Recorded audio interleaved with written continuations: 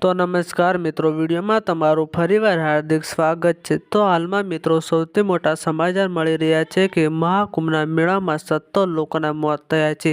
હાલમાં સૌથી મોટા સમાચાર મળી રહ્યા છે મિત્રો। તો મિત્રો આ મોત કેવી રીતે થયા છે તે આપણે આગળ વાત કરીશું મિત્રો, પણ વિડીયોની શરૂઆત કરતા પહેલા તમને કહી દઉં કે જો તમે ચેનલમાં નવા આવ્યા હોય તો મિત્રો તમે પહેલા ચેનલને સબસ્ક્રાઇબ કરી લેજો મિત્રો, કારણ કે મિત્રો આગળ કંઈ પણ જાણવા મળશે તો તમારા સુધી અમે જણાવીશું। એટલે મિત્રો ચેનલને સબસ્ક્રાઇબ કરી લેજો મિત્રો, અને વિડીયો પસંદ આવે તો વિડીયોને લાઇક કરી દીજો, અને આ વિડીયોને પણ આગળ જેટલો બને એટલો આગળ શેર કરી દીજો। તો મિત્રો ગઈકાલે 17 લોકોના મોત થયા છે મહાકુંભના મેળામાં। મિત્રો તમને તો ખબર છે મહાકુંભના મેળામાં કરોડો લોકો આવતા હોય છે, કરોડો લોકો મહાકુંભના મેળામાં આવતા હોય છે મિત્રો, અને દોડધામના કારણે મિત્રો 17 લોકોના મોત થઈ ગયા છે મિત્રો।